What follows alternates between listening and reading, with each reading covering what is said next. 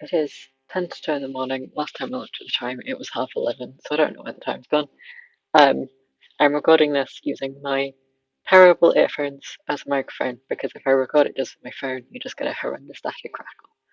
Um, oh well, I've written down what I want to say, but I won't be sticking to it because I know what I'm like.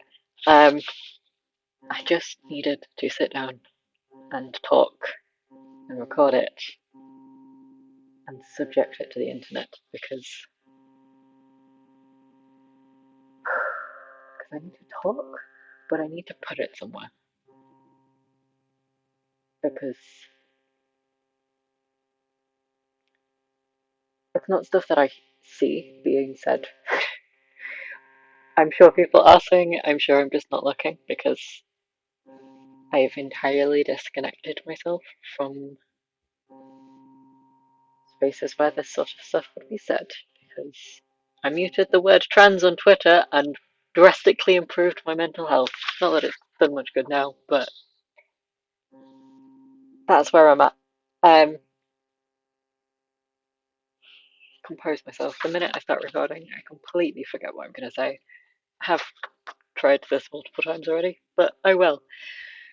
Whew.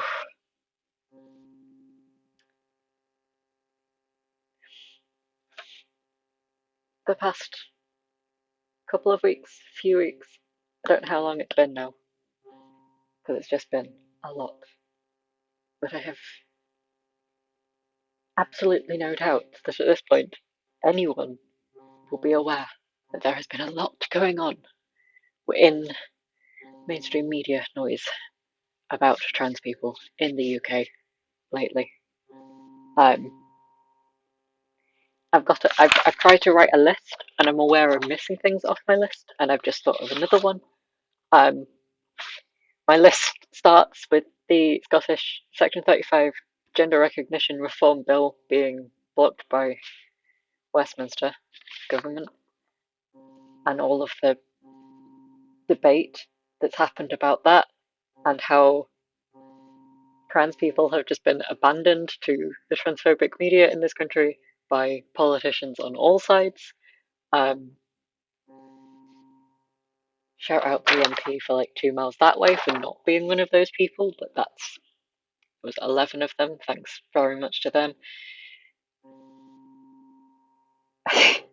I've written because the system is broken and then crossed that out because it's not. It's designed this way because war nonsense is a great distraction from like, corruption and terrible, terrible things that are happening all over the country and that we're subjecting to people all over the world now. Um, like unspeakably terrible things that have happened to people who are far less privileged than I am. That's the last I'm saying on that because I will make myself upset.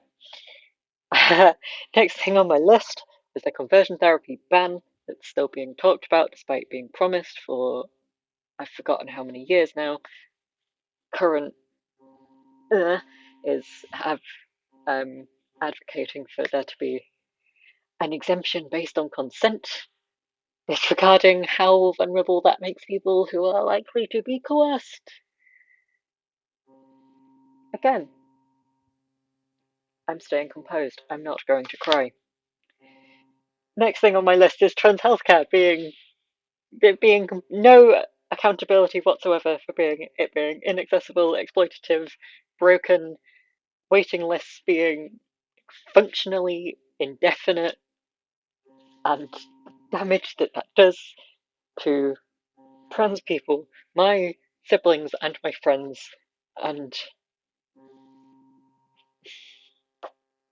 the one that broke me, however, and has properly broken me, and I cannot explain it, is the petition that went round um, to remove LGBT plus education from being inclusive education from being compulsory in schools. Um, Last time I checked, which was a bad idea, it had 190,000 plus signatures. The counter petition barely making 20,000 last time I checked. Again, I'm sure the numbers have changed, but I know how petitions work, and I know how hard it is to get numbers that high. And that one absolutely destroyed me. So, there are things that are not on my list as the rundown that I am aware of. There's like the thing that I clocked, like the last time I checked the internet was debates around trans people in, and particularly trans women in prison systems in this country. I am fucking exhausted, and there is nothing else that I can say than that. I am so tired. And I'm going to start this by saying I'm a privileged as fuck white boy, relatively speaking. Like, I'm aware of that. Like, yes, I'm trans. I'm also disabled in multiple ways. I don't have like family support and anything like that. I'm financially stable now, but that's very dependent on me being at university, which is not currently accessible for me in any way, shape, or form. Um, like, there's so many other things, but just acknowledging that at this point because it's important does not stop me saying any of the things that I've got to say. Because I started coming out as trans in 2015. I was 14 when I started coming out. I was 15 by the time I just put it on Facebook and told my parents, and everyone knew. Biggest regret of my life. I try and deny that, but it's true. It's the biggest regret of my life that I came out when and how I did because I was not safe in the slightest. But it, I made that choice to try and gain back control after being put in situations where I was essentially outed at school, and to people who had a track record of being terrible to me.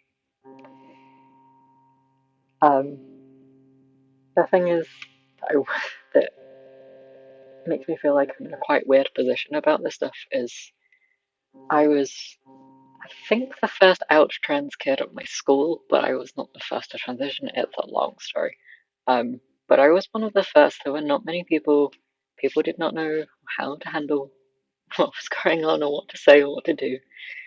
And 2015, 2016 is kind of recognized by quite a lot of people now who have been following the trans stuff for the past few years, as that was a year that things started shifting, and that was a year that things started changing.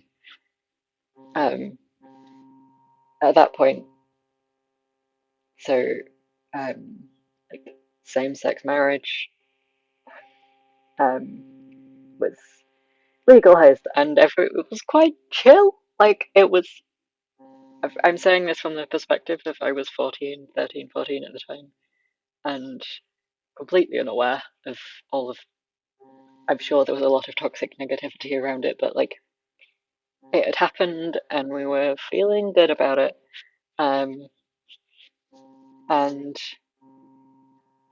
I found in my Instagram archives the other day me sharing very early petitions about Gender Recognition Act reform around that time.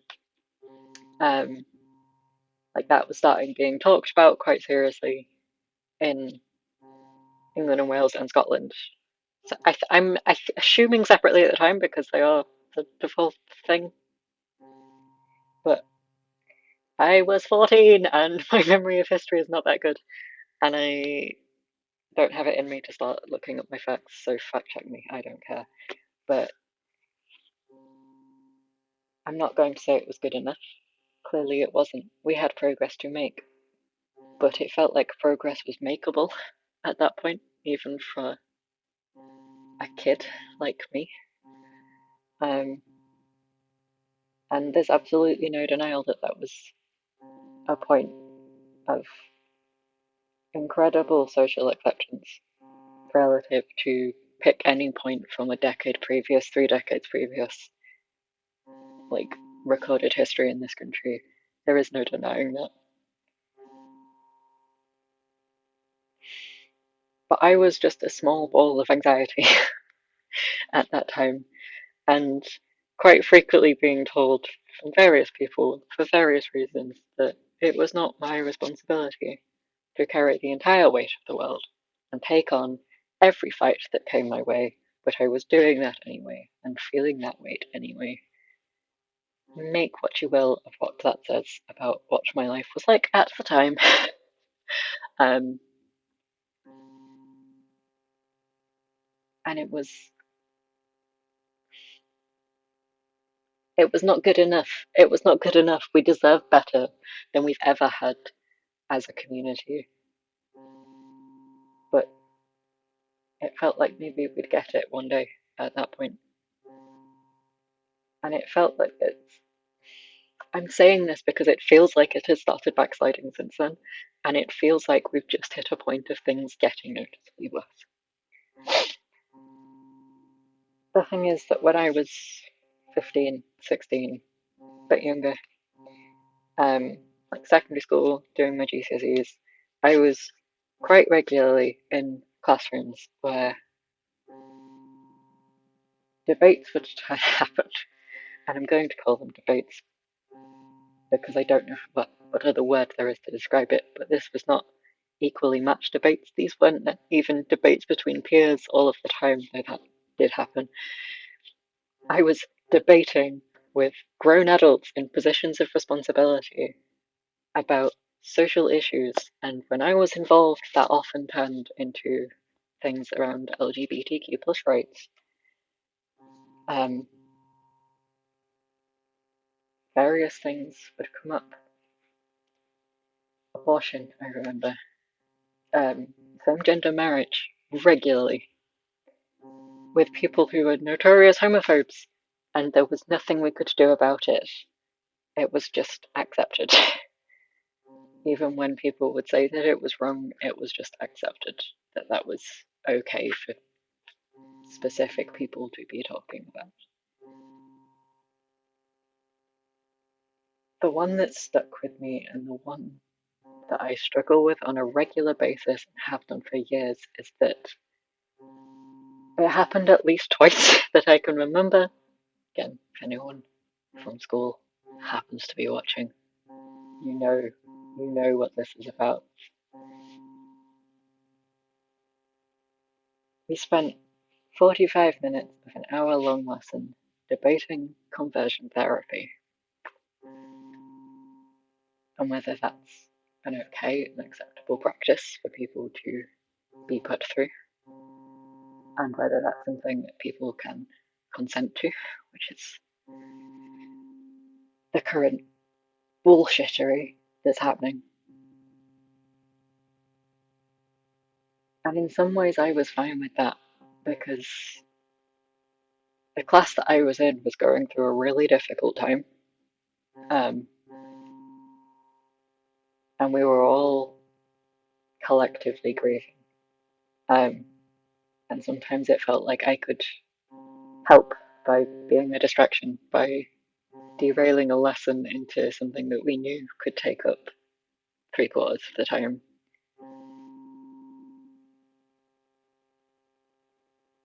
But it did not help me. It was, I was spending hours of my life doing the research, looking for the facts, memorizing lines of the Equality Act of 2010 so that I could have those debates, so that I could fight that fight and make those points and stand up for things I believed in and had a very personal stake in. Because I know how lucky I was to not be faced with those abhorrent practices. I had people who, with all of the best intentions, would quite regularly ask me, "Are you sure about this? Are you sure about the path you're going on? Because aren't you just going to be making your life more difficult? Wouldn't it be easier to not transition?"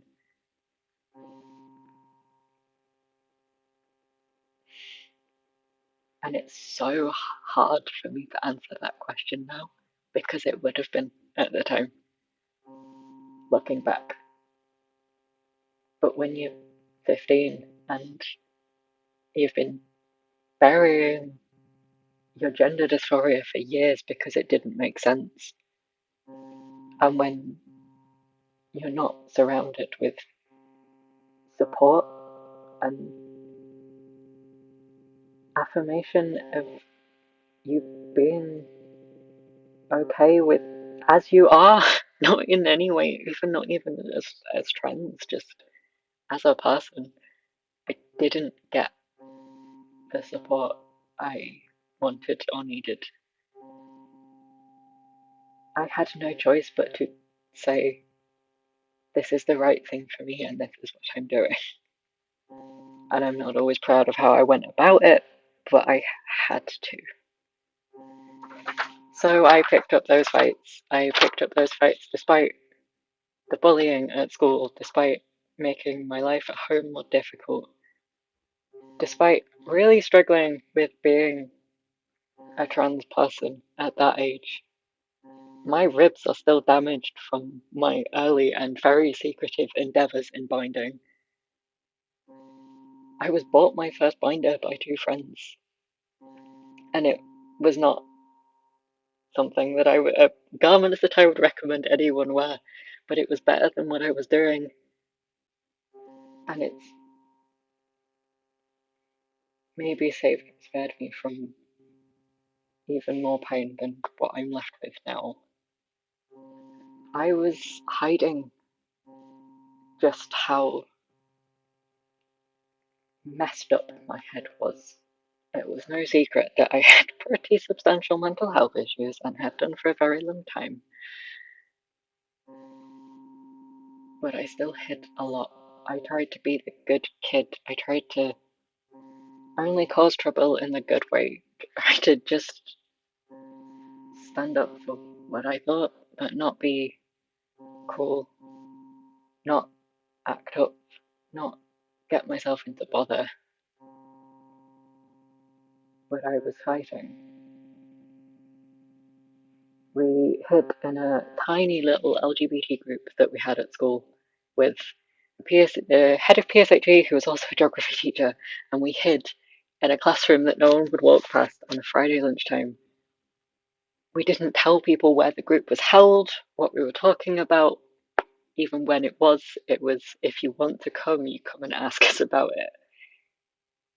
Because grown adults that I was having debates with occasionally like to just turn up and sit in a corner and just watch us all while this really vulnerable group of kids tried to find some solidarity with each other. The year it started, it was me and a couple of other people in my year when we were in year 10 and a couple of year 11s, and there was like half a dozen of us. By year 11, it was me and a bunch of year 8s that I was so protective over that I once walked down a school corridor, got slapped in the face by someone I didn't even recognise, turned a corner and just plastered a smile on to protect these kids when I was still a kid who needed protecting. I left school and went to parade for the first time with Stonewall in 2017 in Manchester. It was the best day of my life to be surrounded by people who are celebrating the people that we are in ways that I'd never been able to. And I went back to parade with Stonewall the year after when Jade from Little Minx turned up and went on the Young Trans Campaigners program in 2018.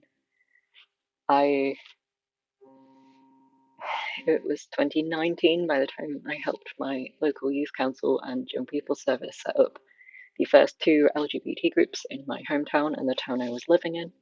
At that point, I was living on my own and had started finding community, mostly through my campaigners fam, who have taught me so much about campaigns, not just fights. People that I still look up to, but were and are dozens, if not hundreds, of miles from me. When I didn't have anyone close by who was living the same experiences as I was.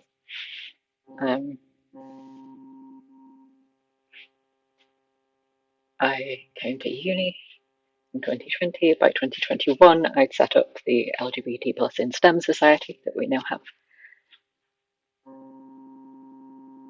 I've been fighting for the past 7 years.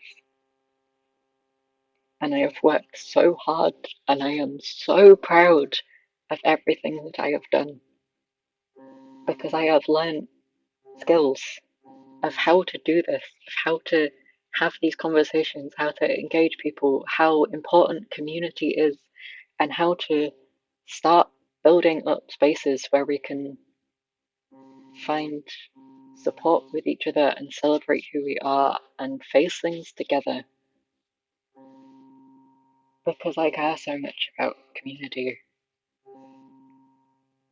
and I'm lucky to have found it in some ways, but right now I am more disconnected from particularly trans spaces, but LGBTQ plus queer spaces in general, because there's no such thing as an inherently safe space. There's no such thing as an inherently dangerous space in some ways, in that people aren't inherently dangerous. Radicalized communities are. People become dangerous to us, but inherently good and bad people, I cannot believe in. But sometimes when you have groups of people together, even when we say we love each other, we can still cause each other harm. And when that happens in spaces that you've relied on to be safer than broader society at this point, it really hurts. And I've lost so much trust in things. But I haven't stopped fighting. I haven't stopped being involved in helping try and build up spaces that people can talk to each other and meet each other and face things.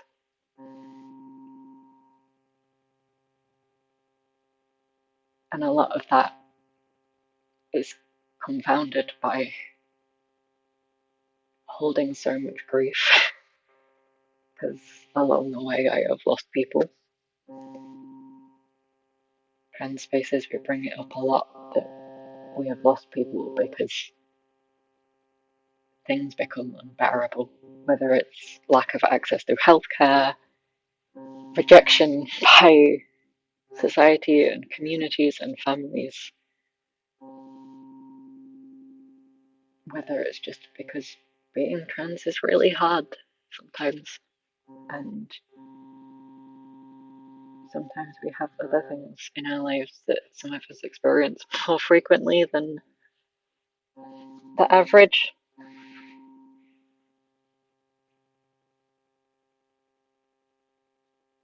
There is so much grief.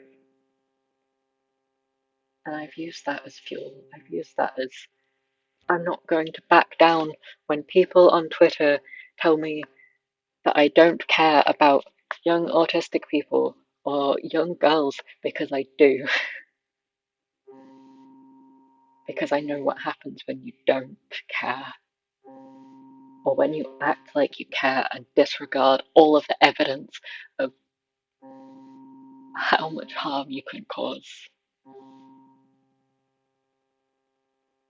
I don't know how I'm still here.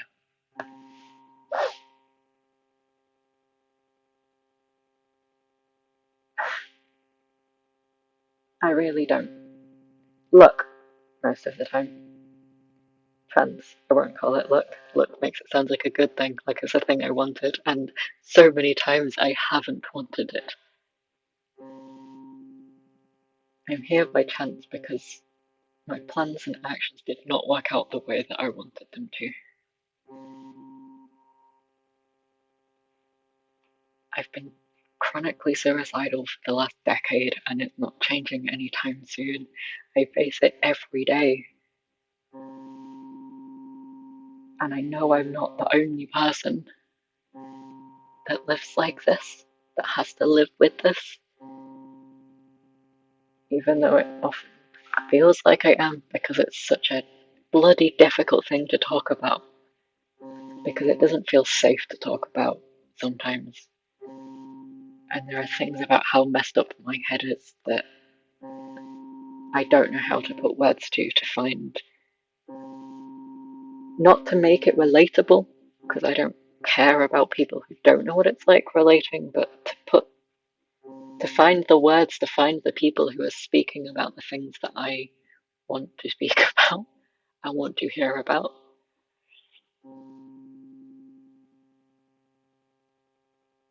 I'm very used to having to pack up and leave and set up on my own. I have done it so many times. I always think I've got the most isolated I can be and the most isolated I can feel. The first one of those might be true. The second one, it feels worse every day. And the thing that makes it feel worse now is that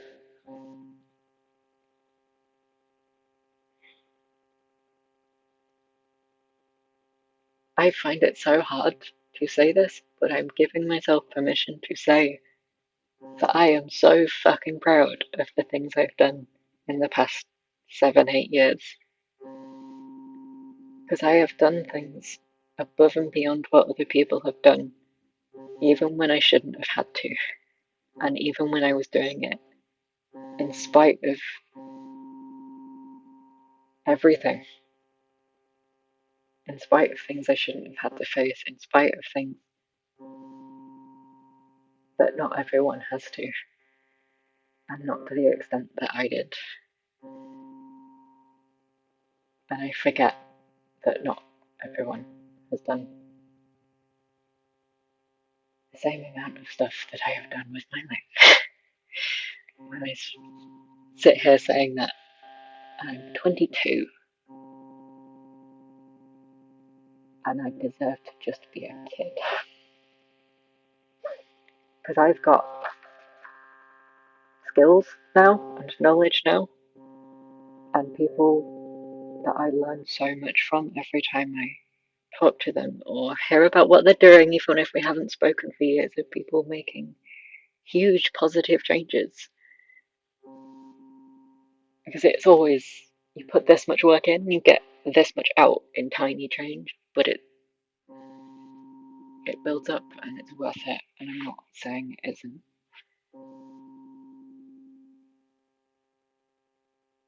But having to also tell myself that I've got so much more power and so much more freedom to make choices that best suit me now, even when it doesn't feel like it, than I've ever had in my life.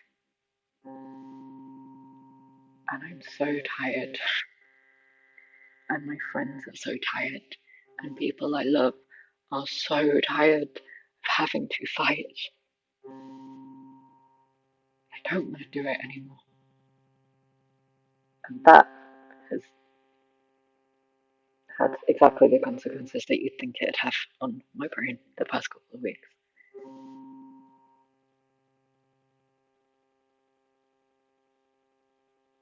But I'm saying it because I'm acknowledging what I've done and the changes that I've helped make and the good that I have done. Because it feels like collectively the work that trans people have been doing for our community. And it's sometimes hard to call as a community because we're not a monolith. There's so much infighting. Whether that's valid or not, we have one uniting factor, and sometimes the only thing in common that we have in common with each other is our identification as trans. But that is enough right now. When people are just leveling crap at us every single day, when people with so much power are doing the same, when people with huge voices are shouting over anything we could ever say, when the media in the UK is so transphobic that that's all that's ever presented. The thing that's made me want to scream and shout and yell and cry and sob is that there are people, mostly cis people, who've told me in the past couple of weeks, yeah, you must be tired because we're only seeing it now. I've noticed that things have been bad the past couple of weeks. I've seen loads of stuff. This isn't okay. This sucks. And I just, how? How are you only seeing it now? How didn't you see it 3 years ago? How didn't you see it any time before this week? And of course they didn't. We've been shouting as loud as we can, but other people have bigger megaphones. And I could start talking about what we could do now. I could start talking about how I've done things in the past. Just to find our people and to just care about each other and love each other and fuck their fucking systems. Fuck their corrupt, broken systems that will never give us what we deserve. Let's just do it for each other. Why? Why do I bother? Other people are doing that and are doing so much more than I will ever be able to do and will ever want to do. And I can give myself answers to why. When my head's slightly messed up, I can answer that question, but I'm tired of getting to this point. Tired of getting to this point when I just do not want to see tomorrow. Because I don't want to see the next lot of headlines. I don't want to hear from the next person who's been subjected to abuse that is completely preventable if people hadn't been radicalized the way they have in the past few years, and I'm not saying that word lightly.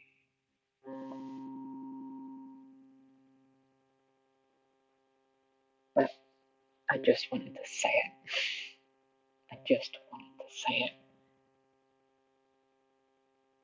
And I've said it before recently, but if you've got people in your life who are trans, whether you are also trans or not, please, please look after each other and tell each other that you are loved and you are worthy and you are valid and you deserve so much better and you deserve to not be tired.